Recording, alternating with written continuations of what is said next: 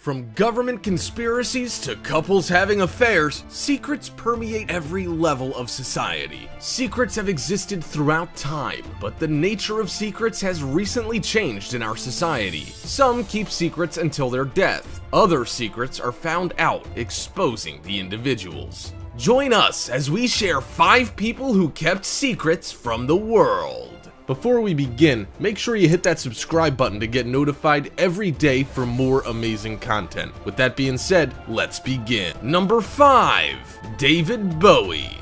David Bowie managed to keep the scale of his supposed liver cancer secret from all but a handful of people close to him. Legendary producer Brian Eno, who last worked with Bowie on his 1995 album Outside, paid tribute and revealed the musician emailed him shortly before his death in what he now realized was a goodbye message. David's death came as a complete surprise, as did nearly everything else about him. "I feel a huge gap now," Eno said. "I received an email from him 7 days ago. It was funny as always, and as surreal, looping through word games and illusions as all the usual stuff we did. Over the last 3 years with him living in New York and me in London, our connection was by email. We signed off with invented names. Some of his were Mr. Showbiz, Milton Kynes, Rhoda Borix, and the Duke of Ear. This time it ended with this sentence: 'Thank you for our good times, Brian. They will never rot.' And it was signed Dawn." I realize now he was saying goodbye. The singer was last photographed in public at the world premiere of Lazarus, the off-Broadway musical Bowie co-wrote with playwright Edna Walsh and inspired by Walter Tevis's book The Man Who Fell to Earth, about a humanoid alien who comes to Earth to get water for his dying planet. It was adapted into the 1976 movie starring Bowie. In a rare public appearance on the 12th of December outside New York's Theater Workshop, he happily greeted fans and signed autographs, giving nothing away. Following news of his death, critics pored over the lyrics from his swan song album Black Star, released on his 69th birthday on Friday before his death, looking for clues as to whether Bowie realized the end was near. The title itself is associated with breast cancer. A radial scar on a mammogram can give a black star or dark star appearance. One man who apparently didn't know the truth was the Belgian theater director Ivo van Hove, who worked with Bowie on the new stage musical. Bowie was still writing on his deathbed, you could say, Van Hove told the website Dutchnews.nl. "I saw a man fighting. He fought like a lion and kept working like a lion through it all. I had incredible respect for that." The website quoted Van Hove saying Bowie was suffering from liver cancer and that he was one of the few people who knew about the singer's illness, after Bowie explained to him why he would not always be able to attend rehearsals. Van Hove was with Bowie at the premiere of Lazarus. "He told me more than a year and 3 months ago that he had liver cancer, just after he had been told this himself,"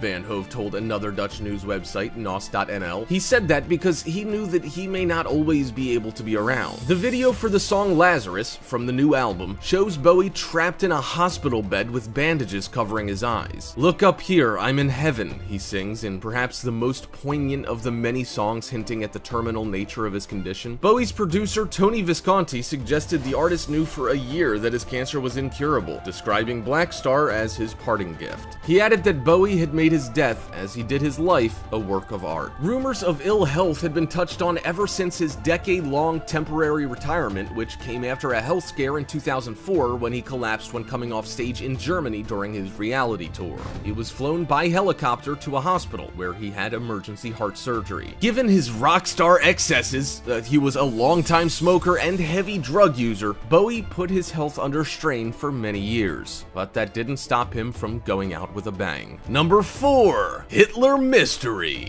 It's widely known that Adolf Hitler's death was a suicide, and he killed himself in his underground bunker. History reports that the death occurred on April 30th, 1945, but how true it is a subject of debate. This question arises after looking at the evidence from FBI documents stating that the government had information about Hitler being alive after World War II. This doesn't seem to be a fake, as there were no options left for Hitler, and he had to escape from Germany for his own survival. Surprisingly, the FBI kept this a secret, and the reason for it is still under wraps. Or is it? Adolf Hitler's death has proven to be a highly contentious subject among historians, with some claiming the evil dictator died at the hands of the Soviet army rather than by suicide. Now, a startling discovery claims to have the proof of what happened to Adolf Hitler. A team of French researchers studying Adolf Hitler's supposed remains in Moscow believe they have stumbled upon a historic piece of evidence. Professor Philippe Charlier has been closely examining a set of teeth connected nearly 20 years after the downfall of Berlin and claims there is no possible doubt about their supposed origin. When the Soviet Red Army completely surrounded Berlin by the end of April 30th, 1945, Hitler's plans of World War II domination were left in crumbles. There's some debate about the exact circumstances of Hitler's death on April 30th, 1945, but most historians agree Hitler committed suicide with his wife Eva Braun in his personal air raid bunker, the Führer bunker. Hitler's remains were then recovered by Soviet soldiers who unceremoniously disposed of the remains and burned them behind the Reich Chancellery. However, some conspiracy theories concerning the German dictator suggest this was not the case. The shocking theories vary wildly, from claims that he fled to Argentina via submarine, lived out his days as an expat in Los Angeles, or established a base on Antarctica. But Professor Charlier, who has now examined a set of dentures recovered from Hitler's charred remains, says he can safely establish the evilest man of the 20th century did indeed die in 1945. The forensic expert said, "The teeth are authentic. There is no possible doubt. Our study proves that Hitler died in 1945. We can stop all the conspiracy theories about Hitler. He did not flee to Argentina in a submarine. He is not in a hidden base in Antarctica or on the dark side of the moon." The study, co-authored by Professor Charlier and his colleagues, was published on Friday, May 18th in the scientific magazine European Journal of Internal Medicine. The examination of Hitler's infamously bad teeth found no traces of meat fiber. Hitler was a known vegetarian. Number 3. The corrupt banking system.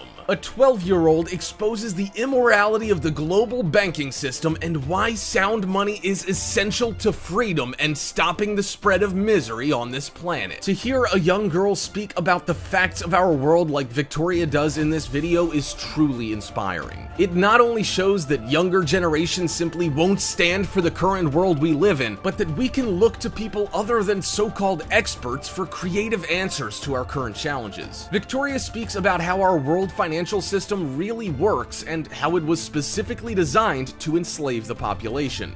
Most people in the world, young or old, have little idea of how incredibly corrupt our world is, coldly calculated to create an enslaved population. Luckily, this is changing with each passing day, as a switch seems to be turning on in people that allows them to see and understand that something isn't quite right here. This triggers us to search for answers, and with the bevy of information available to us between the internet, books, and films about the true workings of our world, people have the ability to go beyond limited institutions such as the educational system to find out what's really going on. This is likely how Victoria found this information, as it seems doubtful she learned about something so controversial in school. Number 2.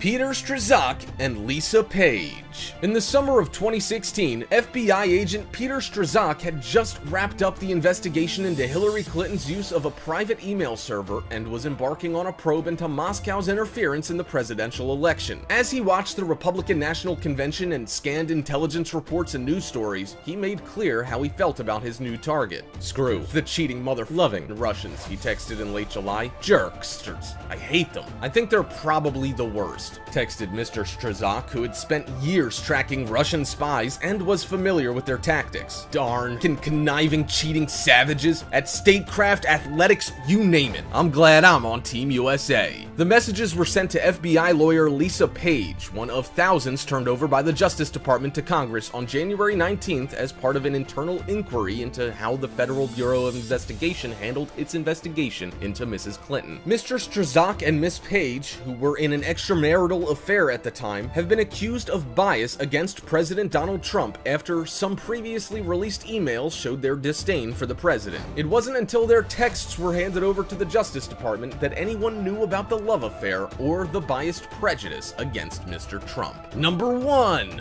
Steve Jobs. A lot of people didn't really know that Steve Jobs was so ill until he passed away, and there were good reasons for this. And the main thing was, if the CEO is sick, do the shareholders have a right to know? The story reveals that after learning he had a rare form of pancreatic cancer in October 2003, Jobs kept his diagnosis secret for 9 months, outside a small group of confidants, while he attempted to seek alternative methods of treatment for a tumor. Jobs and Apple's inner circle debated whether they had to reveal news of his diagnosis to shareholders, but decided they were not obligated to do so after consulting with outside lawyers. Jobs eventually decided to undergo surgery to remove the tumor, and Apple released an email from Jobs to employees announcing he had received treatment the next day, August 1st, 2004. Did Jobs and Apple mislead shareholders by failing to disclose his diagnosis for so long? There's no hard and fast rule for this kind of situation. Some companies decide to disclose an executive's illness as soon as they learn of it. Others decide to wait so long as the executive remains in day-to-day control of the company.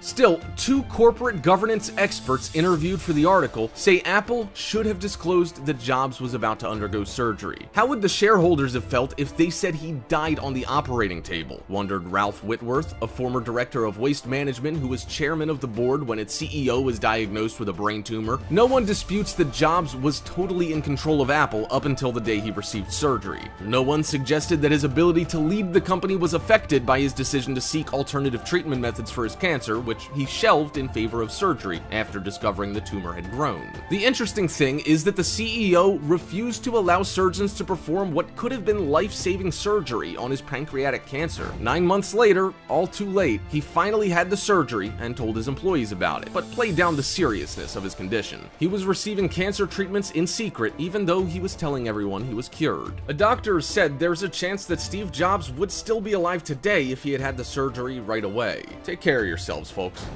Hope you enjoyed the video, Top 5ers. If you haven't already, check out our other channel, The Brilliant, to enjoy even more amazing list videos. There will be a link in the description, so make sure you go check that out.